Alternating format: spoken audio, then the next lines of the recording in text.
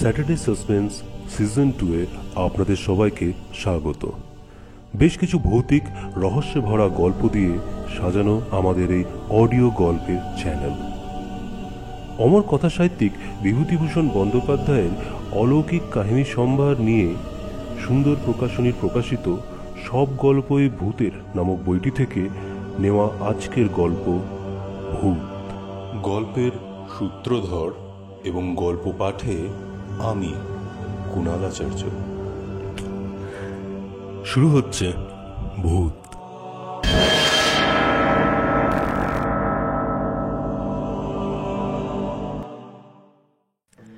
কি বাদামি হতো শেষ পরমাণিকের বাগানে। রাস্তার ধারে বড় বাগানটা অনেক দিনের প্রাচীন গাছপালায় ভর্তি। নিবিড় অন্ধকার বাগানের মধ্যে দিনের বেলাতেই। একটু দূরে আমাদের উচ্চ প্রাইমারি পাঠশালা, রাখাল মাস্টারের স্কুল, একটা বড় তুত গাছ আর তার তলায় স্কুলের প্রাঙ্গণ। সেজন্য আমরা বলি তুততলার স্কুল। দুজন মাস্টার আমাদের স্কুলে, একজন হলেন হীরালাল চক্রবর্তী। স্কুলের পাশেই এনার একটা হাঁড়ির দোকান আছে, তাই এনার নাম হাঁড়ি বেচা মাস্টার। মাস্টার তো নয়, সাক্ষাৎ জম। বেতের বহর দেখলে পিলে চমকে যায় আমাদের। টিফিনের সময় মাস্টার মশাইরা সব ঘুমোতেন। আমরা নিজের ইচ্ছে মতো মাঠে বাগানে বেরিয়ে ঘণ্টাখানেক পরেও এসে হয়তো দেখি তখনও মাস্টার মশাইদের ঘুম ভাঙেনি। সুতরাং তখন আমাদের টিফিন শেষ হলো না। টিফিনের মানে হচ্ছে ছুটি, মাস্টার মশাইদের ঘুমোবার ছুটি। সেদিনও এমনিই হলো। রেল লাইন আমাদের স্কুল থেকে অনেক দূরে। আমরা মাতলার পুল বেরিয়ে এলাম, রেল লাইন বেরিয়ে এলাম। ঘণ্টাখানেক পরে এসেও দেখি এখনও হাঁড়ি বেচার মাস্টারের নাক ডাকছে। নারায়ণ বললে, ওরে চুপ চুপ, চেঁচাসনি, চল ততক্ষণ পরমাণিকের বাগানে বাদাম খেয়ে আসি। আমাদের দলে সবাই মত দিল। আমি বললাম, বাদাম পাড়া সোজা কথা, তলায় কত পড়ে থাকে এই সময়, চল তো দেখি। এইবার সবাই আমরা মিলে পরমাণিকের বাগানে ঢুকলাম পুলের তলার রাস্তা দিয়ে। দুপুর 2টো, রোদ ঝমঝম করছে। শরৎকাল, রোদের তেজও খুব বেশি। গত বর্ষায় অগাছার জঙ্গল ও কাঁটা ঝোপের বিজয় বৃদ্ধি হয়েছে বাগানের মধ্যে। জঙ্গলের মধ্যে দিয়ে সুড়িপথ, এখানে ওখানে মোটা লতা গাছের ডাল থেকে নেমে নিচেকার ঝোপের মাথায় দুলছে। আমরা এ বাগানের সব অংশে যাইনি। মস্ত বড় বাগানটা, পাকা রাস্তা থেকে একদম নদীর ধার পর্যন্ত লম্বা। পেয়ারাও ছিল কোনো কোনো গাছে, কিন্তু অসমের পেয়ারা তেমন বড় হয়নি।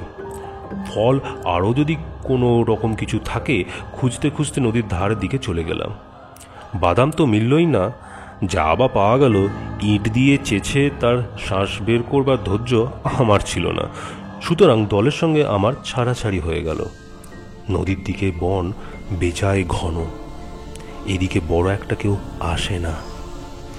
খসখস শব্দে শুকনো পাতার উপর দিয়ে শেয়াল চলে যাচ্ছে। কুল্লো পাখি ডাকছে উঁচু তেঁতুল গাছের মাথায়। আমার যেন কেমন ভয় ভয় করছে। আমাদের স্কুলের ছেলেরা কানে হাত দিয়ে গায়, ঠিক দুপুর বেলা ভূতে মারে ঢেলা, ভূতের নাম রশি, হাঁটু গেড়ে বসি। সঙ্গে সঙ্গে তারা অমনি হাঁটু গেড়ে বসে পড়ে। এসব করলে নাকি ভূতের ভয় চলে যায়। আমার সঙ্গে কেউ নেই, ঠিক দুপুরবেলাও বটে। মন্তরটা আউড়ে হাঁটু গেড়ে বসবো, কিন্তু ভূতের নাম রশি হলো কেন? শ্যামও হতে পারত, কালো হতে পারত। নিবারণ হতেই বা আপত্তি কি ছিল?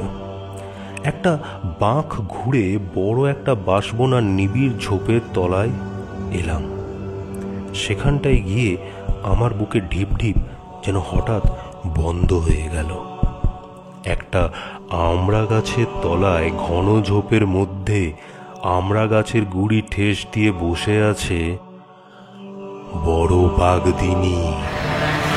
ভালো করে উঁকি মেরে দেখলাম, হ্যাঁ ঠিক বড় বাঘদিনী বটে। সর্বনাশ, সে যে মরে গিয়েছে। বড় বাঘদিনীর বাড়ি আমাদের গায়ে গোসাই পাড়ায়। অশ্বত্থতলার মাঠের একখানা দোচালা কুড়ে ঘরে সে থাকত। কেউ ছিল না তার। পালমশাইয়ের বাড়ির ঝিগড়ি করত অনেক দিন থেকে। তারপর তার জ্বর হয়, এই পর্যন্তই জানি। একদিন তাকে আর ঘরে দেখা যায় না। মাস 2 আগেকার কথা। একটা স্ত্রীলোকের মৃতদেহ পাওয়া গেল বাউরের ধারে বাঁশবনে। শেয়াল কুকুরে তাকে খেয়ে ফেলেছে অনেকটা। সেই রকমই কালো রোগা মতো দেহটা, বড় বাগদিনীর মতো। সকলে বললে জ্বরের ঘোরে বাউরের জল তুলতে গিয়ে বড় গিয়েছে। সেই বড় বাগদিনী আমড়া গাছের গুড়ি ঠেস দিয়ে দিব্যি বসে আছে। আমি এক ছুটে বন বাগান ভেঙে দিলাম, ছুট পাকা রাস্তার দিকে। যখন বাদামতলায় দলের মধ্যে এসে পৌঁছালাম তখন আমার গা ঠক ঠক করে কাঁপছে।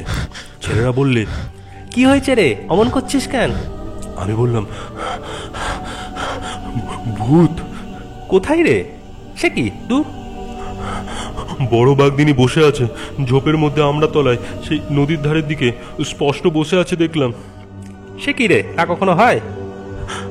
নিজের চোখে দেখলাম, একেবারে স্পষ্ট বড় বাগদিনী।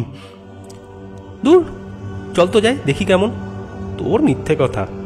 সবাই মিলে যেতে উদ্যত হলো, কিন্তু সেই সময় দলের চাই নিমাই কলু বললে, না ভাই, ওর কথায় বিশ্বাস করে অত দূর গিয়ে স্কুলে ফিরতে বড্ড দেরি হয়ে যাবে। এতক্ষণে মাস্টারদের ঘুম ভেঙেছে। হাঁড়ি বেচা মাস্টারের বেতের বহর জানো তো, সে ঠেলা সামলাবে কে? আমি ভাই যাব না, তোমরা যাও। ওর সব কথা মিথ্যে মিথ্যে। ছেলের দলের কৌতূহল মিটে গেল হাঁড়ি বেচা মাস্টারের বেতের বহর স্মরণ করে। একে একে সবাই স্কুলের দিকেই চলল, আমিও চললাম। আমরা গিয়ে দেখি মাস্টার মশাইদের ঘুম খানিক আগে ভেঙেছে। ওদের গতিক দেখেই মনে হলো। হাঁড়ি বেচা মাস্টার আমাদের শূন্য ক্লাসরুমের সামনে অধীরভাবে পায়চারি করছিলেন। আমাদের আসতে দেখে বলে উঠলেন, এই যে খেলা ভাঙলো। আমরাও বলতে পারতাম, আপনার ঘুম ভাঙলো? কিন্তু সে কথা বলে কে? তার ক্রুদ্ধ দৃষ্টির সামনে আমরা তখন সবাই এতটুকু হয়ে গিয়েছি। ক্লাসে ঢুকেই তিনি হাঁকলেন, রত্না। অর্থাৎ আমি এগিয়ে গেলুম। কোথায় থাকা হয়েছিল? আমি তখন নবমীর পাঠার মতন জড়সড় হয়ে কাঁপছি। এদিকে বড় বাগদিনী, ওদিকে হাঁড়ি বেচা মাস্টার। আমার অবস্থা অতীব শোচনীয় হয়ে উঠেছে। কিন্তু শেষ অস্ত্র ছিল আমার হাতে, তা ত্যাগ করলাম। বললাম, পণ্ডিত মশাই, দেরি হয়ে গেল কেন ওরা জানে। ওই সর্বপ্রামাণিকের বাগানে বাদাম কুড়োতে গিয়ে ভূত দেখেছিলাম, তাই। হাঁড়ি বেচা মাস্টারের মুখে অবিশ্বাস ও আতঙ্ক যুগপৎ ফুটে উঠল। বললেন, ভূত? ভূত কি রে? আগে ভূত সেই যারা। বুঝলাম বাঁদর, কোথায় ভূত, কিরকম ভূত? সবিস্তারে বললাম। আমার সঙ্গীরা আমায় সমর্থন করলে। আমায় কিরকম হাঁপাতে হাঁপাতে আসতে দেখেছিল বললে সে কথা। হাঁড়ি বেচা মাস্টার ডেকে বললেন, শুনছেন দাদা? রাখাল মাস্টার তামাক খাওয়ার জোগাড় করছিলেন। বললেন, কি? ওই কি বলে শুনুন, রত্না নাকি এক্ষুনি ভূত দেখে এসেছে সেই সর্বপ্রামাণিকের বাগানে। সর্বপ্রামাণিককে? আরে ওই শীষ প্রামাণিকের বাবার নাম, ওদেরই বাগান। আবার বর্ণনা করি সবিস্তারে। রাখাল মাস্টার গোড়া ব্রাহ্মণ, হাঁচি, টিকটিকি, জল পড়া, তেল পড়া সব বিশ্বাস করতেন। গম্ভীরভাবে ঘাড় নেড়ে বললেন, তা হবে না, অপঘাতে মৃত্যু, গতি হয়নি। হাঁড়ি বেচা মাস্টার একটু নাস্তিক প্রকৃতির লোক। অবিশ্বাসের সুরে তখনও তার কথার মধ্যে দিয়ে দূর হয়নি। তিনি বলেন, কিন্তু দাদা, এই দুপুরবেলা ভূত থাকবে বাগানে বসে গাছের গুড়ি ঠেস দিয়ে? তাতে কি, তা থাকবে না ভূত এমন কিছু লেখাপড়া করে দিয়েছে নাকি? তোমাদের আবার যত সব ইয়ে। আচ্ছা চলুন গিয়ে দেখে আসি।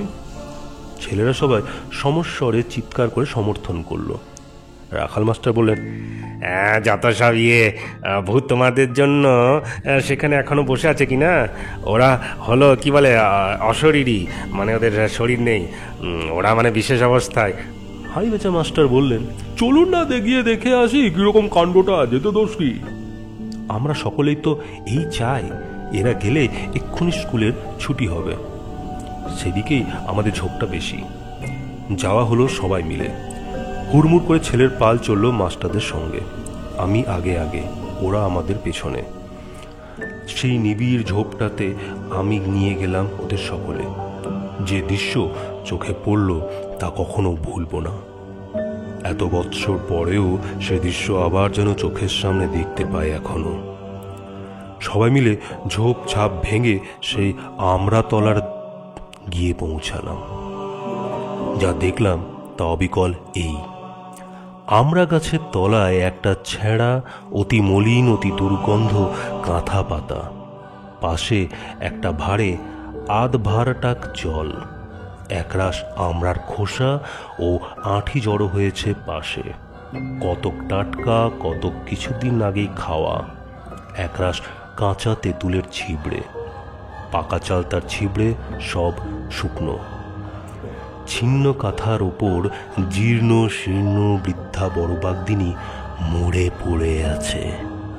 খানিকটা আগেই মারা গিয়েছে সে। এই সমস্যার কোনো মীমাংসা হয়নি। আমরা হৈ হৈ করে বাইরে গিয়ে খবর দিলাম। গ্রাম্য চৌকিদার ও দফাদার দেখতে এলো। কেন যে বড় বাগদিনী জঙ্গলে এসে লুকিয়েছিল নিজের ঘর ছেড়ে, এ প্রশ্নের উত্তর কে দেবে?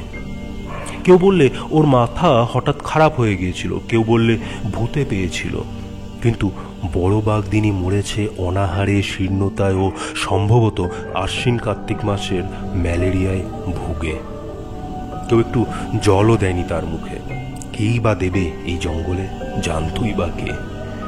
বড় বাগদিনের এই আত্মগোপনের রহস্য তার সঙ্গেই পরপারে চলে গেল। স্যাটারডে সাসপেন্স সিজন 2 এর আজকের নিবেদন ছিল বিভূতিভূষণ বন্দ্যোপাধ্যায় রচিত ভূত। গল্পটি ভালো লেগে থাকলে একটি লাইক এবং চ্যানেলটিকে সাবস্ক্রাইব করবেন।